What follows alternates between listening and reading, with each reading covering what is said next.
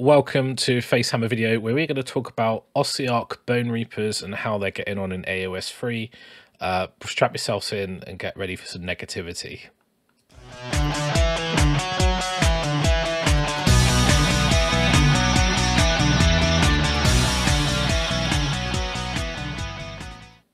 Hi there, just kidding, of course. So, yeah, we're going to talk constructive dealing with a difficult situation.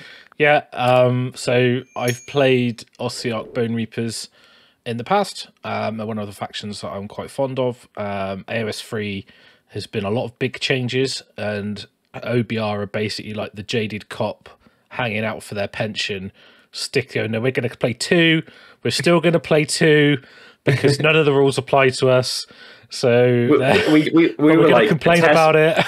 We were the test drive for all of these rules, and now they've left us in the dust, basically. They're like the guys who got the early experimental drug that kind of made them a bit wibbly, didn't get the good one. No. Yeah. So that's why they look so strange. They are a bit weird, a bit bony. Yeah. We're gonna do our best for them. We've got, for some reason I've got Christmas lights behind me, so we're gonna make the most of a bad situation and try and polish these bony little turds until they glitter like gold. Yeah, you can't polish it, but you can roll them in glitter. So you absolutely can. No, we're kidding, of course. So we've done a death. Yeah, right. So we've done a death faction kind of overview for beginners, and we mentioned about OBR in there. And we've done like a little radar diagram. Yeah, I'm not going to go check into that out if you want like a wiki on their fluff and why they are how they are, and to hear Russ talk about how he loves all things morbid. Anything to do with death. So what we're doing this is we're going to go through the FAQ. It's obviously there's some changes in there, some things that impact decisions. I've written an army list that I think is my starting point. If I was going to go to a tournament, and I might be, but anyway, that's a different story. And I had to take OBR, what is the list I would take? And so I've written a list that I think would be competitive. We're going to talk about it, talk about decisions, talk about the war scrolls. Then you can tell me in the comments below while I'm full of crap and it's rubbish and Nagash should be in it. Disclaimer, it's not a Nagash army. So although I do think it is strong. So Ossiarch Bonereapers, let's do it. Let's get into the hate. So why, like, let's say specifically first, what are these guys lacking in, or what has left them behind? Why are they struggling currently, briefly? So basically it's Relentless Discipline. So they've got an army rule called Relentless Discipline where they generate points to use special abilities, and they cannot use command points, and they cannot use command abilities. So in Age of Sigmar 3, people get more command points and they get access to very powerful abilities like Rally, Unleash Hell, attack, all out defense, all the important stuff, redeploy, basically. Which is the one I was trying to think of. And basically you can't use them, so you are stuck with the abilities in their book. Now the other problem is because of the way the FAQ is worded, you cannot use more than one ability per phase, and a unit cannot receive more than one ability per phase like a command point. But they also, you can't use the same named ability, and when the book was kind of designed, that was okay. So if you got to use a Mortec Guard and you want to use their shield rule on 2 different units in the same phase, you can't. No. And you used to be able to get that stuff with battalions that no longer exist as well, right? Yes, and so battalions used to give you, so the War Scroll battalions in the book obviously are not match play legal, so they don't longer work, and they were quite key to giving you the RDP resource. So Catacross and Liege Cavalos were really important because you needed the RDP. It's almost gone the opposite way now, where you have so much RDP you can't spend it. What do I do with it? So, yeah. Obviously, this feels a bit janky and weird. Like, there is some things that just fundamentally don't work. So like particularly around the Hekatos War Scrolls, so like Morghast, Archai, Harbingers, and Stalkers particularly, and Mortec Guard, they are not champions in those units, and they're not elite, and there's no rule that allows them to use command abilities. so they can't actually use their abilities at the moment. Technically, I'm sure that the FAQ will get revised and that'll be okay. Yeah, one would hope, because it makes absolutely no sense that you've got an ability on a war score you can't use. What's the point in that? So I wouldn't worry too much about that. I'm also hoping that there's some amendment to the Relentless Discipline that you can. I mean, obviously, we're recording this at a time that hasn't had an amendment. We're at the very first FAQ, where basically say that you can only use an ability once per phase if it's got the same name, and a unit can only receive or issue one ability with RDP. Now, I'm sure those last two points won't change, but the first point of only being able to do an ability once per phase, I've like, for example, their move, Unstoppable Advance. I'm sure that doing 2 or 3 units with Unstoppable Advance and spending 3 points isn't going to break the game. No, in a slow army, like there's a reason they have these mechanics, right? You know that they're not. Yeah. It's not a hugely varied book either. There's not a massive variety of war scrolls, so you need to have ways to add flexibility to them. And the form of strength of the army is now, because it's lacking a weakness. So hopefully that gets somewhere at some point in a helpful fashion. Yeah. Presumably, this list will just get better if it does. Mm-hmm. Yeah, I mean, cool. It doesn't need it, because I haven't lent into it. So one of the things I used to do is take Mortis Praetorian. I used to take Xantos and Catacross. So I would have 8 RDP static a turn, generating, but getting between. I was getting between 8 and 12, something silly like that. It was a lot, mental, right? Yeah. So basically, because I had another hero as well, so I had a Mason. So it's 8 static plus whatever I rolled. They have changed the way you generate it. So basically in the FAQ, you've got this section here. So basically, start of the battle round, you get 1 RDP for each hero, which is the same. You get an additional point for each liege, and 3 if Catacross is your general on the battlefield. So obviously I don't have Catacross, so forget about that. If you have the first turn, you get 1 point. If you take the second, you get 2. So that's a sort of an extra bump than you used to have. Start of each hero phase, you get to roll for your units, and on a 6, you get a point. Now, before it used to be that was once per battle round, not per hero phase. So that's yours and theirs. Twice as good. So you get a little bit more. Obviously, you probably get 1 or 2 maximum. But adds up, doesn't it? Anything over, like if you had your 3 or 4 that you needed to use, anything over that is just, it's pocket money, isn't it? It's funsies. So you've got this using Relentless thing, which we talked about. And it says, in addition, you cannot use Expert, Slayers, Strategists, or Swift battalion abilities.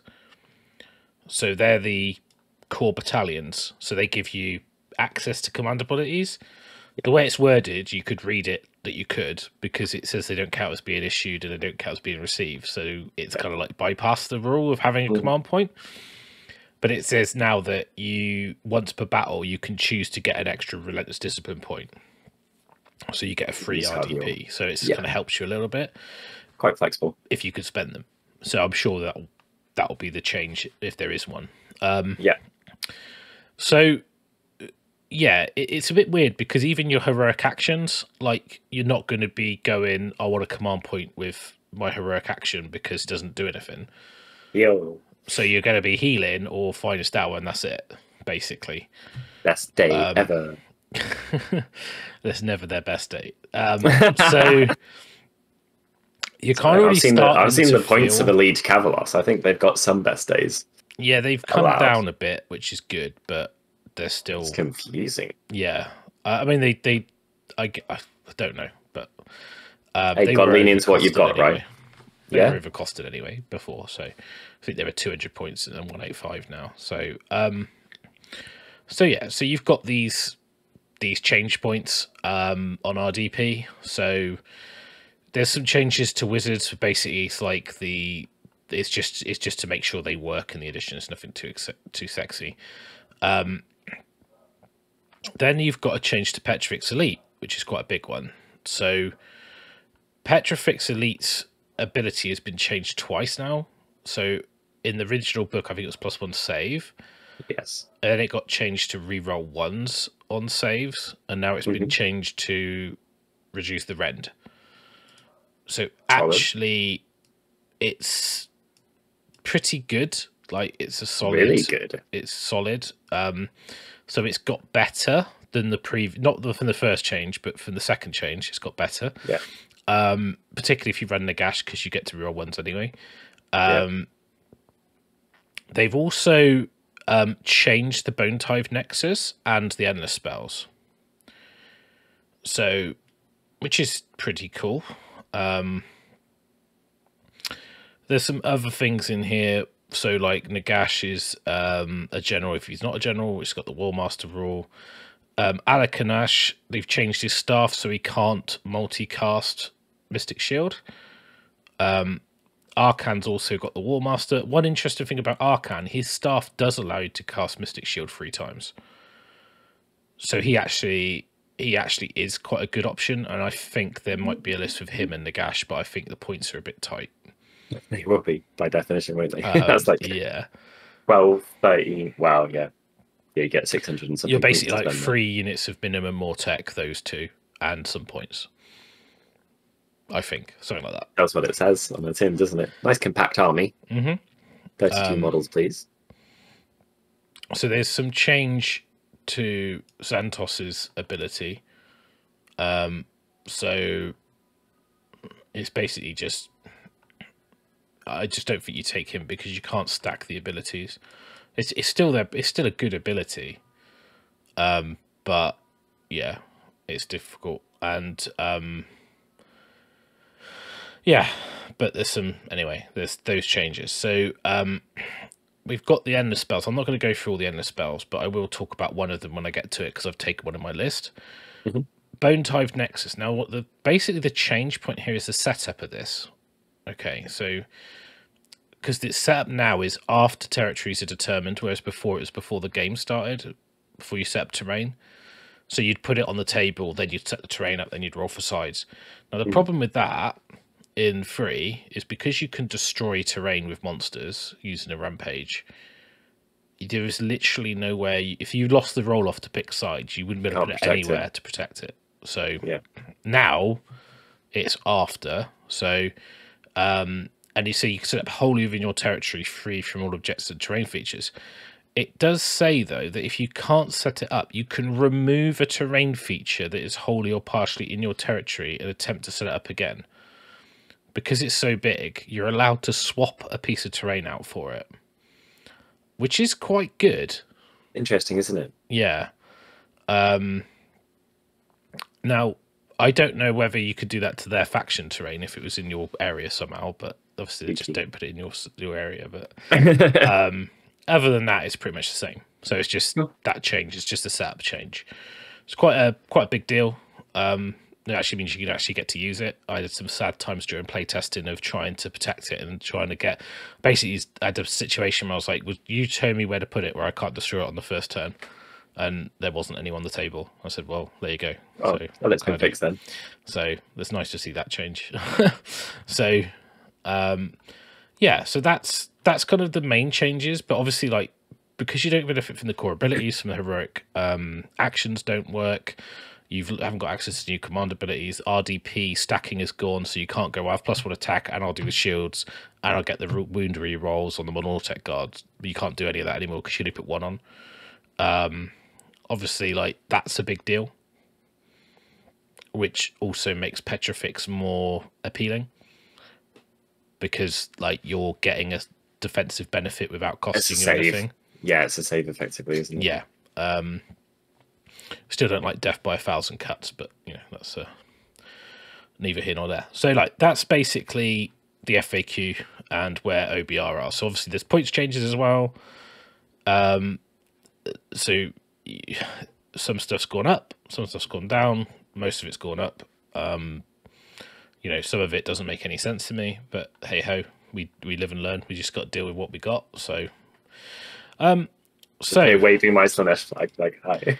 Yeah, I know it's difficult for me to talk about it with you because you're one of the few armies that could say actually we've got it worse. Well, I win. Yeah, I win the rubbishness. The losing war. Yeah. So I'm gonna talk through the list. So if I was going to a tournament, what would I take? So it's Ossiarch Bonereapers, obviously. I'm in Petrifix. I could change that to Null Myriad. I've not decided that. I'll talk about that in a minute. Hold the line as the grand strategy. They're not brilliant, but Mortek Guard are fairly resilient, particularly with Harvesters. You could even run this in Crematorium, to be honest. Then I've gone for Alege Cavalos in Warlord Battalion, so Warlord to get the extra artifact. So he's got Mighty Arcosian and the Godbone Armor, which is what you have to take. And actually, I think the combo is really nice. It's like +2 wounds and ignore the first wound per phase. It's incredible. Like, this guy always outgrinds anyone's expectations if they've not played against it before. It feels indestructible, basically. And he's quite compact, and they're not bad either. They're kind of a solid little holding point, aren't they? Yeah, and now he can heal himself, which is nice. Yeah, big difference actually. Whereas healing before was non-existent, really.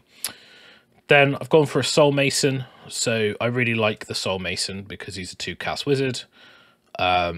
He's got Empower Nadrite weapons. I don't really care what spell I give him. It could be anything. It could be the Battle Shield. It doesn't matter. You just take S spell. He's got the Gothizzar Cartouche artifact. There's a couple choices. The reason I like the Cartouche is it's an AoE wound bubble buff. Oh, I remember this one. I was going to ask if it was that. So it's really good. The other thing you could do is the Mortison Bone Shaper can take an artifact where he can pick a unit and give them a 5-up Deathless save, which is pretty good. But they've got to be within 1, and yeah, it's like, I don't know. Maybe it's as good. I don't know.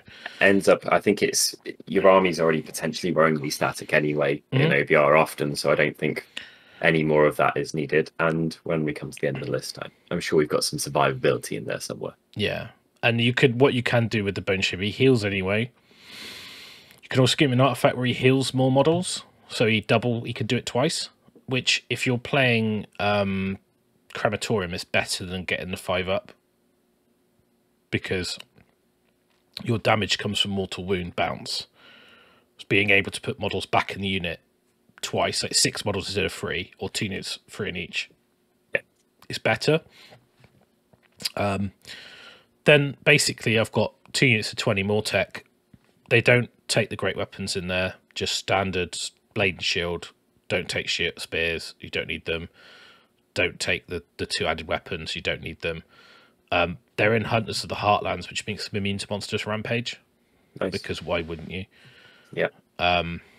Then 5 Cavalos Death Riders, which have got Nadrite blades and shields. They're a bit expensive, but I like the speed. They do something very unique. I think OBR armies without them suffer hugely. Actually, they're always the things that I would the most worried about. If it's not for that, then quite frequently your opponent just doesn't have any.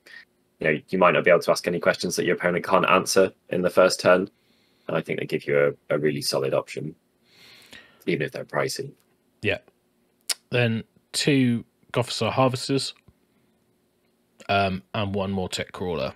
Now, I've put them in Alpha Beast pack, but it doesn't matter because you're generally not going to be using the pre-game move.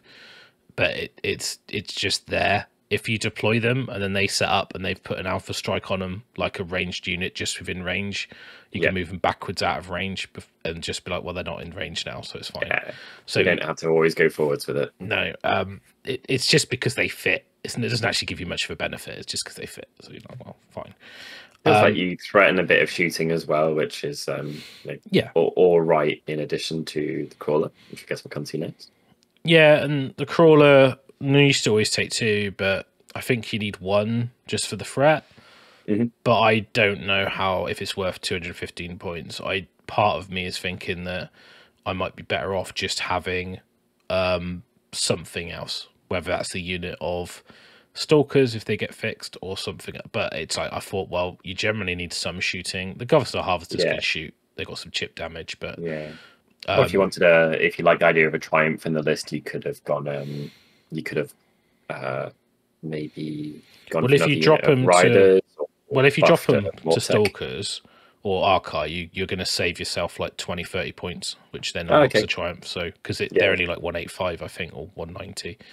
The other thing you could take is Immortek Guard, which can protect your heroes. They're a bit of a fringe choice. Yeah, definitely. Now, the next thing is Emerald Life Swarm. Because you get a double bubble heal, bringing it back, I think it's just too good not to take it in OBR.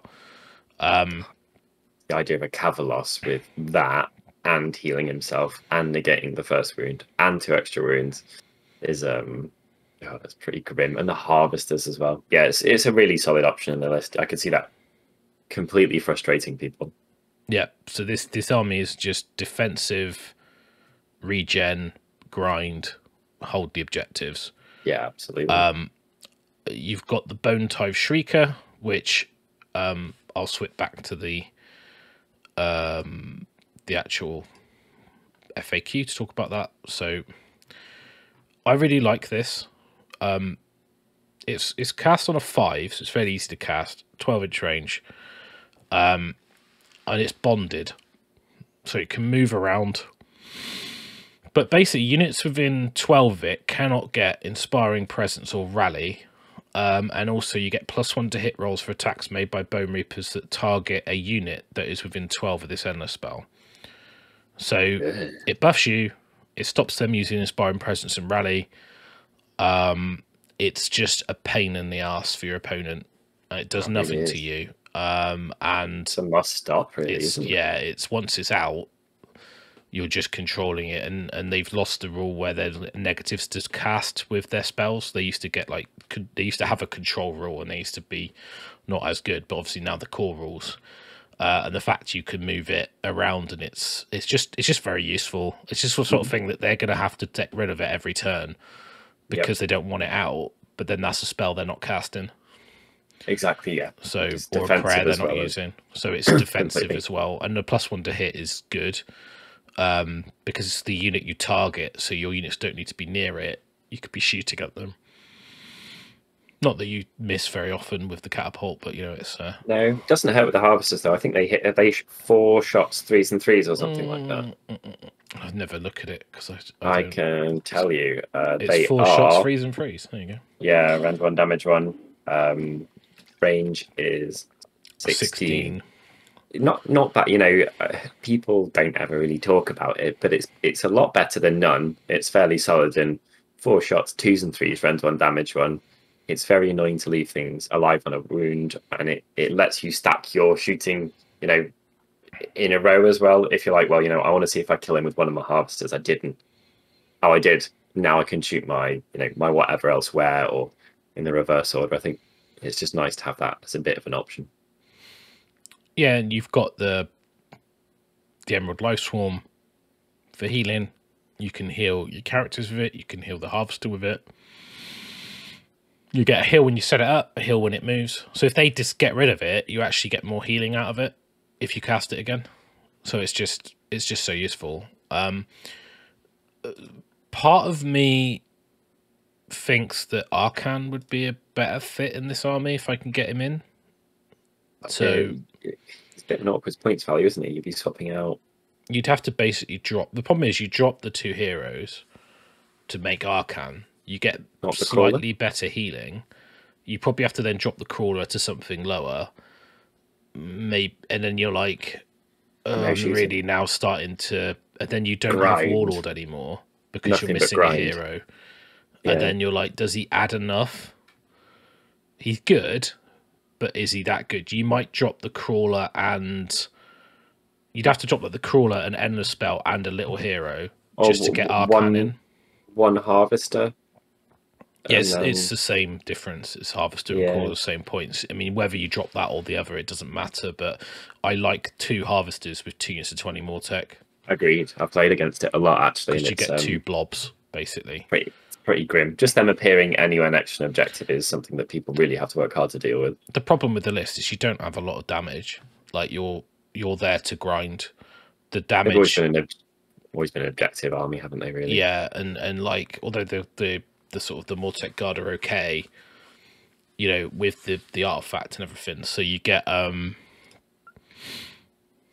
you can mull at average quality stuff though, can't you? Like this list. If you go up against like, really high quality wounds or a very good armor save with a reroll or anything like that, that's an issue. Just like what you do, like. But if you run your 20 dudes into someone's 30 dudes, it's on, right? This is the army that gave Fire Slayers a hard time. Yeah, I actually like played against the Super Fire Slayer army with my list at an event and took the Fire Slayers off, but it did take, it was against Namvar as well, so decent player, but it took a while. Yeah, he even had the mortal wound pikes just for that situation, which, you know, didn't help. It's close, but yeah. They are good. They are good against average stuff though. Like 20 Mortek Guard can take out a lot of infantry in the game, really reliably. Yeah. So the Gothizzar cartouches add 1 to wound rolls for attacks made by melee weapons by death units wholly within 9 of the bearer if the target does not have the death keyword. So +1 to wound. It's okay. It's quite short range. You have to basically, your wizards, you're gonna have one wizard stood with one unit, the other wizard stood with another unit. So you're gonna have like a blob of Mortek with a harvester and a wizard, a blob of Mortek with a harvester and a wizard, the Cavalos in the middle, and a cavalry that can be independent, a catapult at the back, and you're just going to blob. And that's basically all you can do. The Cavalos plus the 5 cavalry is kind of a nice little damage bubble that can potentially be quite fast. The reason you probably want him near your guys is to give them the +1 attack command ability on one of the units. Yeah. So you whichever, where you want to be aggressive, you want to move him and the cavalry to one unit, and you'll use RDP to do offensive abilities. So you probably want the cartouche guy there. Yeah. So you want the cartouche, the empower Nadrite weapons, then you put the +1 attack on them rather than the reroll saves or whatever their ability is, and then you basically then use the other unit to be the defensive unit where you get Mystic Shield on, you have the Emerald Life Swarm near there, you've got the Bone Shaper for healing. So you've got an anvil and a hammer. The hammer's not really a hammer. It's just, it's a bit crap, but it's like it's a lot of damage if you get the combos off and you concentrate your attacks. You can also use the harvesters a bit more aggressively than I think people are used to. Yeah, because they've got really consistent good in combat. Yeah, they are great. Is it +1? The +1 to wound is just melee, isn't it? From that from the cartouche. Yes, it is. Yeah. Okay. Do you mean +1 to wound? Yeah, melee. Yeah, yeah. Melee. So, but you can easily get your harvester if he's against the right target, being 5 or more models, which often he will be. You can get him on 2s and 2s, Ren 2, damage 2 with 6 attacks. That is really solid for his base size. And of course, you know, good thing about the Soul Mason is he's got Soul Guide, which is on a 6. Pick a friendly Ossiarch Bonereaper unit only within 24. Reroll hit rolls of 1. But he's got a really cool ability that at the end of your hero phase, you roll a dice. On a 2 to 5, you can cast it for free again, even if you've cast it. On a 6, you can do it D3 times. Yeah. So you almost get to do Soul Guide a couple times. So you could use those 3 times on the Mortek and the Harvester, and if they're in combat. Yeah. And the Harvesters actually do a lot of damage. Oh, I've been caught out by them multiple times. You know, or just them like, you know, they're behind a wall of these indestructible people and you're really worried, and then they just sneak around, make a charge, and now they're a monster. So that charge might have, you know, impact hits attached or stopping you from using other abilities if they're not within range of your endless spell, or, you know, like whatever else it is going to be. And that guy could be on 2s, re-rolling, followed by 2s, Ren 2, damage 2, and that is some reliable attacking from a small base. Yeah, I think it'd catch people out. You have to lean into those guys if you are scared of something, because you don't have much Ren 2 available to you, or Mortals. No. And the Morton's Bone Shaper, because his spell's pretty poopy, he's going to be casting the Mystic Shield on a defensive unit and using his heal, or casting an endless spell, probably Life Swarm. So he's like, he's kind of your dude. Some ability to use your endless spells to block zones a bit. Not like they used to, but you can still use them to, you know, put on the shoulder of your unit to make someone have to come around the back or something like that. So I think it's got a fair bit of game. I think people would like, number one thing about this list in the OBR currently is they are just so underestimatable, right? You could definitely see your opponents rocking up and being like, lol, and then you could give them an awful time, really quite easily. Yeah, I think so. And like the good thing about the Harvester is like you said, it's got a it's only a 1-inch reach on the bludgeons, but I like the bludgeons over the sickles. Agreed. Just because it can do mortals.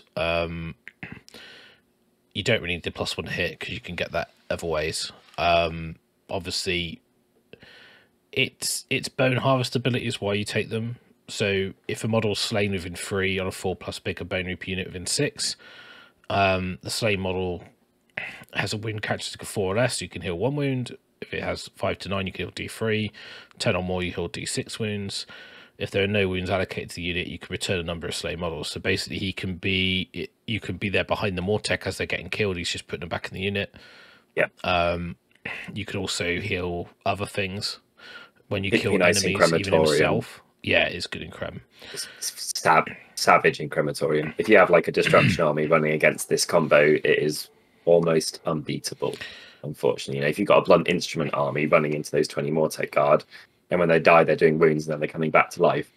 It's really difficult to deal with certain melee armies. And because the Mortec are on 25mm bases, you can base to base wrap them around things, so you're not too worried about shape.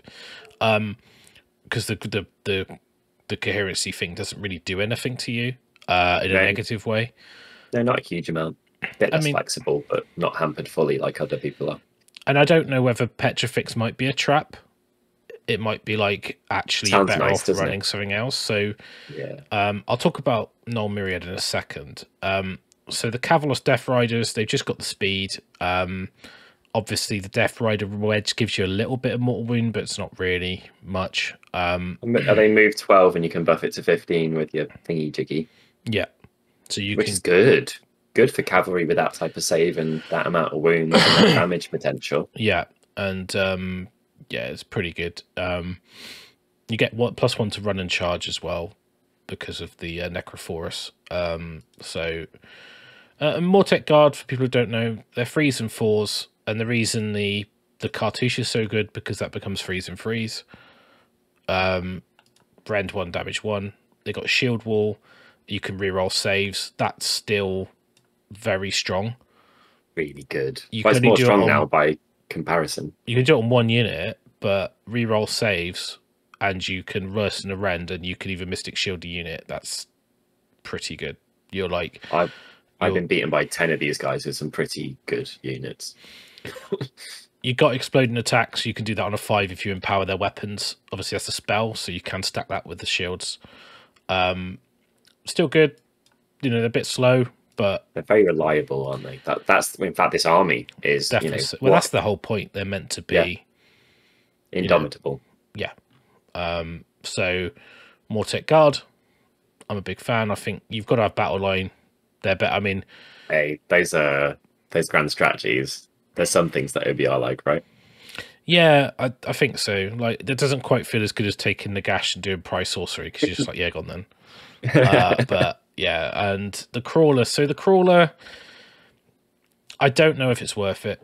So you get to shoot 3 shots that are damage 4. Well, sorry, it's 5 when it's not hurt. There's no rend on it. So the problem is that people can all out defense to save against it, but it does burn a command point. Yeah, exactly. At range, at no risk to you, which is kind of nice. What I would be doing with mine is probably putting 1 shot on 3 different units. Yeah, because they can't then all out defense all 3 units. You could even go +1 attack, so you've got 4, put 2 into one, 2 into the other. And if you've got your Shrieker nearby, you're getting +1 to hit, although you're at 2 anyway, but that negates look out, sir. Yeah. Then you go, well, actually... good wizard killer, always has been. It's a 3 up to wound. But the point is that you only need to, even if you chip units, like, they can't use Inspiring Presence. If you kill 5 models out of a unit, that's quite a hard battle shock. And I think having a crawler, especially if you've got damned terrain near you, because what you can do is just hurt itself every turn on the damned terrain to make the cursed steel shot very dangerous. Yeah. Because basically you can pick a model, roll 2d6 with the modifier, and if you roll greater to or equal to the wounds of the target, it's slain. So because of the coherency rules, you can kill multiple models doing this. It's a good threat. This is why I'd always take 1, because I think it's got tools that just are very long strong. Range as well, isn't it? Yeah, 36 with a 4-inch move is not Well, with a potential 7-inch move, which is what really catches people out, I think. Because so often people are like, what's your threat range? And you're like, it's this, but it's also this. And that might involve their unit just literally being out the game. It's helpful, I think, for giving your opponent the first. Just having something like that kind of keeps them a bit more honest. Yeah. And the Cauldron of Torment's very situational, but against some armies, it's just offensive. So, you know, if you're going against a unit of like 40 Moonclan Grots, Skaven, it's like, I'm going to kill a lot. You know, nice to have options. It's you know, it's basically killing a model on a 5-up. It's, you know, it's pretty good. I don't know what their bravery is, by the way. If someone says there's 4 or 6 or whatever, I don't care. But it's you roll a dice for each model. It's going to probably do more than the actual shot. Been caught out by it charging into combat with me a few times, charging into something crap that's going to do, you know, a few wounds, which makes it worse. It shoots it, and then, you know, depending on the turn roll, whatever happens, and then the next round it killed a unit, moved up the board because, you know, move and charge, so it can shoot anything on the table, and now it's taken 5 wounds or whatever it is, which has made quite a big difference. Yes, I think it's, even if it's quite expensive, it's pretty unique in the game, not just in OBR. But obviously, it's nice to have shooting in a death army anyway. Yeah, and like it's not a bad thing. Like, I think like it gives you as well a model that can sit on a home objective, just to be near it, to be like, well, I'm here to claim. I'm doing something in the game. I'm just doing something by sat in it, because you know it's tag and go, but having something to stop someone just sneaking it off you is pretty good. They can't charge you with crap either. That's the other thing. Well, you can. It's pretty bad. Well, you're going to shoot it at 1 turn, and then you combat it, and then it will probably be dead. If you charge like 5 or 10 crap things into one, and it shoots you once, and then it melees you twice. Can't shoot you though if you're next to it.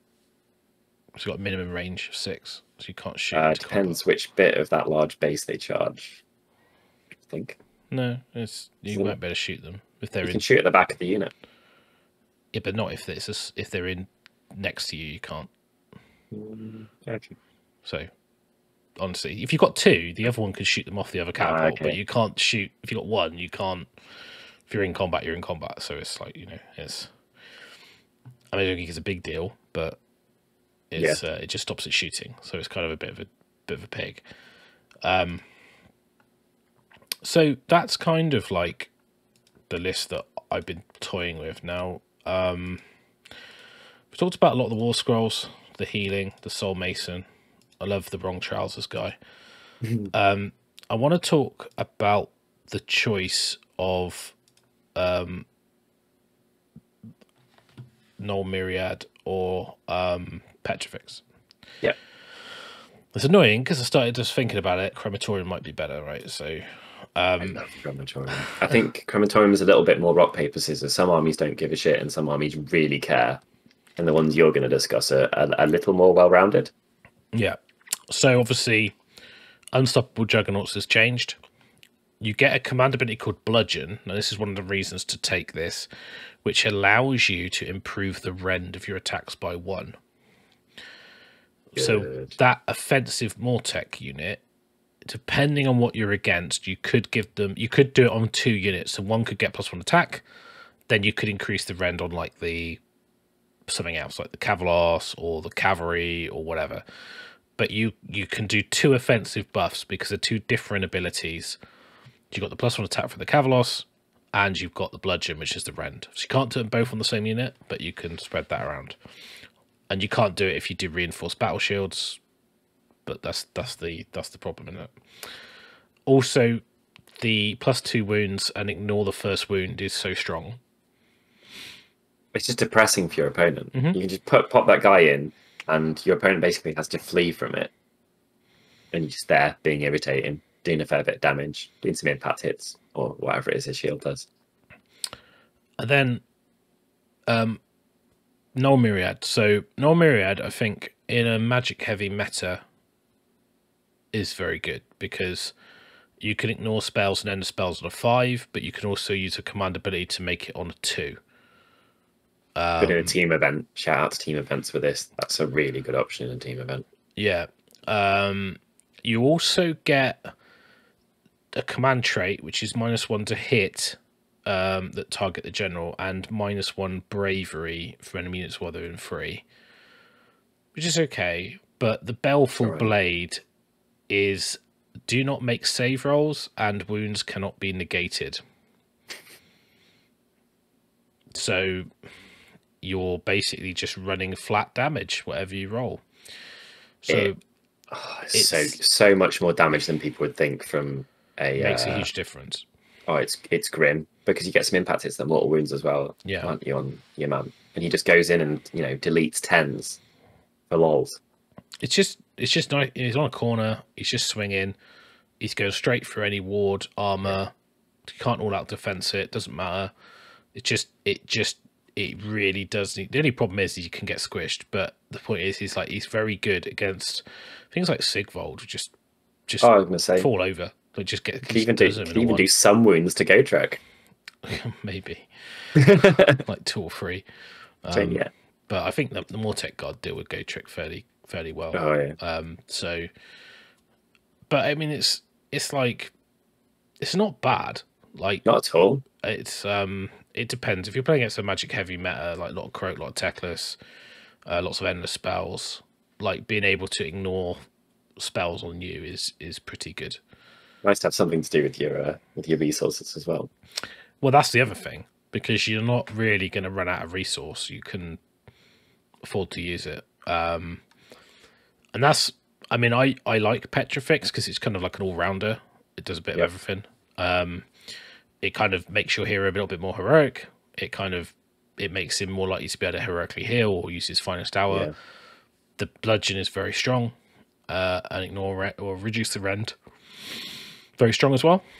Yeah. So yeah, I like it. So that's essentially where it ended up. Now with the spells, Arcane Command gives you discipline points. Don't need to use that one. Whereas before it was actually one you needed. Good. Yeah, default. But in power Nadrite weapons, it means that a weapon has 2 hits on a 5 rather than a 6. So pretty good to use that on Mortek Guard that you've then buffed with bludgeon. Exploding attacks. You know, you frequently end up with more dice than you rolled, which is, you know, just unprecedented levels of reliability from a fairly all-right pointed battle line unit. Yeah. And then you've got mortal, a mortal wound save of a 5+ with the reinforced battle shields. It's probably not that good to take it. I mean, I would probably drop that one for something like Drain Vitality. You know, they have to. You basically, it says that pick an enemy unit until next hero phase, reroll unmodified hit rolls of 6 or reroll modified save rolls of 6 that target the unit. So it helps you. Yeah, I think it's quite a cool one. Mortal Contract is okay. Pick an enemy unit within 18, and then basically roll a dice at the end of each phase during which any attacks made inflicted damage from Ossiarch Bonereaper on a 3+, it takes D3 mortal wounds. So it's quite nice if you've got something quite tough to get through that you just want to chip damage in every phase, because you can do damage in charge phase, shooting phase, combat phase, hero phase. So yeah, because it's just inflicted damage. Might be a nice option to deal with those super it's when they hurt you, basically. So pop it on a super character, hit me, take damage. Yeah. Yeah, so it says I never take it, that's why I got that wrong. But for the rest of the battle, roll dice at the end of each phase. I've had it put on Gordrak before. It's good. Yeah, because he does damage in 3 phases, right? Yeah. I mean, it's okay, but I mean, like you've basically got a spell to pick. You could take Levitate to make flying Mortek, which be quite interesting. It's not that good, but it's kind of like if you want to use to fly, it's like play a couple of test games and then work out what you're lacking, I guess. I still think that I've always loved Crematorium. It's been my favorite for forever. It's the idea of dying, exploding on your opponent, causing a mortal wound, and then coming back to life and doing it again. It's always going to be fun, isn't it? Yeah, I mean, they've got a 6+ def, but I like reinforced battle shields is okay, because if someone wants to stack Arcane Bolt and come at you, having a 5+ save against it is not a bad shout. So yeah, and if you're playing Null Myriad, you can just 2+ those off, basically. So it's quite nice. That's the reason like Null Myriad might be a good choice. But yeah, Crematorium's really strong because they hurt themselves by hurting you. Yeah, exactly. The only issue I have with it is that you struggle to get the healing in, but with Life Swarm, maybe it's a bit different. Potentially, yeah. I think Arcan would be a good swap in for that. Different type of army, yeah, just like So I think break against my walls, off you pop. Yeah, almost drop the Mason. I just like the Mason. Like it's really hard. I mean, you might even just run no Cavalos. Just don't even have a Cavalos. Yeah, it's a different type of list, isn't it? Yeah, because you could basically drop him, drop the catapult, drop the cavalry, maybe put in more Mortec, and then just change the Cavalos out for Arcan. That grind life. Oh man, if someone ran up to you with Beast Claw Raiders or Sons of Behemoth or something like that, you would you'd beat them before you'd done anything. Potentially. I've done this with a cavalry destruction army, and it's really, really depressing. I think the problem is that it's so easy just not to fight them, like on their terms. And just take the harvesters out with shooting. So, and then you're like, certain armies will make you feel bad for it. If you are running to some central objectives, and fighting your opponent off them, or they're fighting you off them, then you're going to feel very good about it. And if they're picking out your pieces to kill them and then coming and fighting you, on the corners on your own, on their terms or something, you'll feel like you didn't get much equity from it. Yeah, and Crematorium trait is to add 2 to the immolation roll and D3 wounds rather than 1. And then +1 damage on a weapon. So it's like, they're not really that great. Not bad, but not good. And then you've got the Levelers of Cities ability, which allows you to ignore cover, but with melee weapons, which is like... Nah, it's only really the... It's just the mortal wound explode, isn't it? I still think Petrifix is better. I think probably... Because bludgeon, but... It's the most rounded, yeah. Yeah, it's... But that's kind of like where I'm at with OBR. That list. I don't know. I want to play a game of it, at least, even if I don't take it to an event, but just to give it a tryout and see, is it good? Surprisingly acceptable, for sure. Not that the army is incredible or anything, but I think that plays to the game in its current form, being AOS 3 and grand strategies and objectives, surprisingly well. I think the sum of it is greater than its parts. Yeah, the 2 harvesters gives you a way to do the 2 monsters in their territory. If you've pushed up the board enough, it gives you ways to take objectives with a monster. Yeah. You can obviously cast the spell on your heroes as well to make them monsters if you lose a harvester. I quite like the idea of having the endless spells. Obviously, you don't really have any bonuses to cast, and you're just kind of like just firing and hoping. But once they're out, they're not that hard to cast. I think Ice is 6. Not. Yeah. So, like, you shouldn't... You may not get everything off on the first turn. You may be unbound, but it's like... I just think they add so much to the army. And they become and you've not invested a crazy amount into the characters for them either. No. It's not like you put Arcan in there or something like that. No, and I think Arcan, trying to squeeze him in would be a good shout if you can. Because, like... If you swapped out, I mean, we could just do it and see what I can do with it while I've got it up. I'm just interested myself, like what could be done. So if I drop the Cavalos, which I know is a bit of a weird thing to drop, but breaks the rules. It does break the rules. It does still allow you to do, and you could probably make the Bone Shaper your Mighty Arcosian. And give him the artifact because you have to, but it wouldn't do much. The God Bone armor, so makes the Bone Shaper very tanky, quite survivable. Yeah. Let's change that to Drain Vitality. That's better. So, I mean, you're gonna have to drop the Crawler, literally. Then at 1960. So. Yeah, either of those, but you're 1960. is essentially 2 units of 20 Mortec. The Cavalos is basically 2 Harvesters, the 2 spells, Arcan, Boneshaper, Soul Mason. The good thing about this threat, but a lot of grind ability. You can Mystic Shield both units of Mortec with Arcan, so it does give you a more reliable way to get Endless off. Arcan is kind of like a Cavalos in terms of damage output, in terms of charge and stuff. So got a few mortals, very fast. He's fast, yeah, and he's obviously, you can heal him as well. And the good thing about Arcan is he heals multiple units. Yeah, got Curse. Curse. Is it Curse Years? What's his? Yeah. Yeah. So Mortal Wound spell, but I think he might be a better fit than the Cavalos, but I really like the Cavalos. I think the Cavalos behaves uniquely, and he's just cute. The other, I mean, whether or not it would work, do you need the bone shape, the Mason? He's got the cartouche. It does give you a lot of magic because you've basically got 3 for 6 casts. Yeah, which is like quite unusual for OBR. Yeah, it is. But you know, kind of incidentally as well, you've got high quality ones from Arcan, and then you've got your man. And if you roll that 2 to 5, which you often will, you're going to be getting. You're almost buffing. You know, Mystic Shield for everyone, reroll 1s for everyone. Like... And then what you could do is you could, you could do that too. You could drop. I mean, you don't actually need to, I don't think. Yeah, you would. 5 points. You're 5 points over. Of course, 5 points. Why not?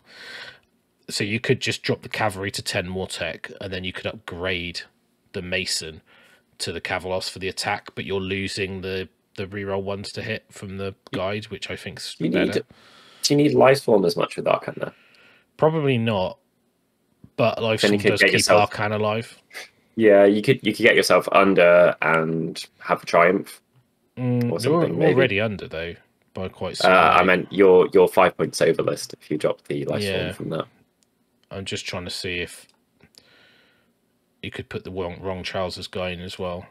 No, 35 points. You'd have to drop the other spell, which is going a bit too far, I think.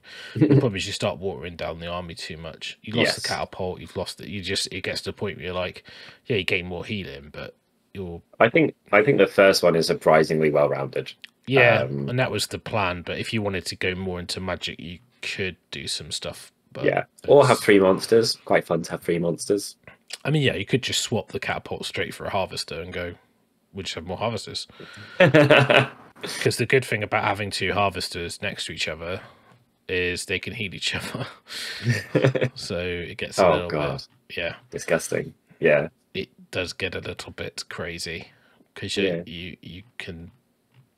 They're pretty good. I mean, like for 108 for 215 points. I mean, like you could take Stalkers for 180. Immortic Guard and one. I don't know why they're more expensive. No. I mean, Stalkers are a bit of a weird choice. I'm not sure. I just don't think there's.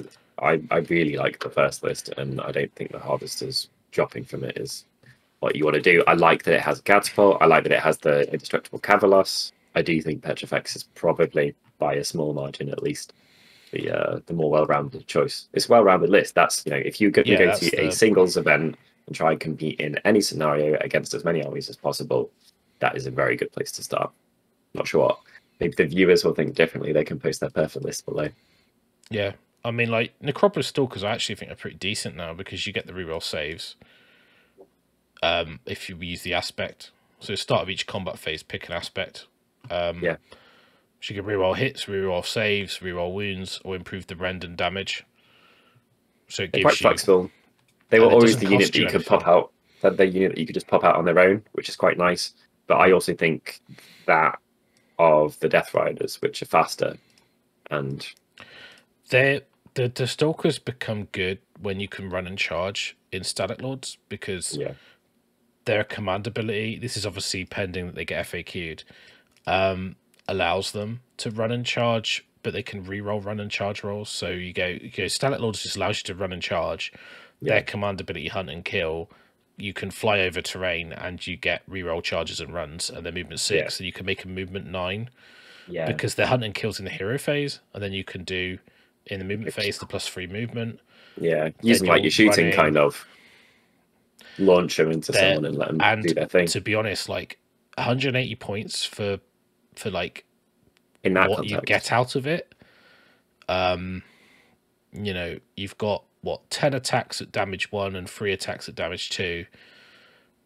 Obviously, if you do the +1 damage and rend, they're going to be like rend 3 and rend 2, and you can even use bludgeon, and they would go up to like in the combat phase you could go like super rend, because the aspect's not a command ability, it's not RDP, so it's stackable with RDP abilities. So if you're going like, and because obviously they need the FAQ to say that they can issue command abilities, well, I'm sure they'll get that, because they're Hekatos keyword, which is they should be able to issue command abilities. Stuff. Yeah, but it would allow them to actually be useful. And 180 points, you get Triumph. Then, not bad. I mean, they're cheaper than the cavalry. Yeah, they're not battle line, but like, who cares? Yeah, fair point. You could split the Mortec into 2 10s, and then you wouldn't need the cavalry unit at 190. You could put 20 10 10. Yeah, so take 20 10 10, and then drop the cavalry out, put the stalkers in, saves you 10 points, probably a chance to get the Triumph. I think it's quite cute as well. You don't have to have a big unit next to a harvester of the Mortec Guard, because it's such a good combination. It lets you put a little kind of cheap 300 and something points over here, and unless someone devotes a serious amount of energy to it, they're pretty survivable. Yeah. Oh well, more juggling. We'll wait on the FAQ and see what. Well, hopefully they get sorted, but yeah, I mean that might be better list, because it's 1990, but it's basically the same list, but you drop the cavalry to stalkers and split one unit at 20 Mortec into 2 10s. Missing a fast unit, aren't you? The stalkers. What? But without the run and charge. Yeah, but they're still fast. I mean, they're still movement 9 with a rerollable charge. They're still not slow. Yeah. I mean, no, not at all. And that can be 12. Yeah. You don't need to be rushing into their army. You've still got the crawler at that point. No, so. I just always I found it very difficult when I face OBR and they've got a unit at the Cav, and I know that they can go 15 and then can get a charge with +1, and it makes it difficult for quite a lot of armies to set up how they want to. And without it, you know, especially without multiple catapults or without the catapult full stop, it kind of gives you a way to reliably threaten, if not reliably interact with your opponent turn 1 if they give it to you or something like that. Yeah, but yeah, some options. But Absolutely. I think I'd probably go with that first iteration for a practice game and see how I got on with it. Because, absolutely. Well, if anyone's playing with them, they can take it and test it out and let us know how it goes. Yeah, well, I'm trying to get some games. So if I can get a game, I'll test it out. I pretty much have all of it. I need to paint up a harvester, and I've got all the models, so I just need to paint them. But yeah, it'd be nice to actually give it a run out and see how it plays. But I think it'd be a fairly decent army. So what's happening to us? We were just saying beforehand that I've been talking about FEC lists, and FEC are an awful spot. You're writing OBR lists, and then I'm still playing Slanesh, C tier. Yeah, C tier for life. I kind of like the challenge of it.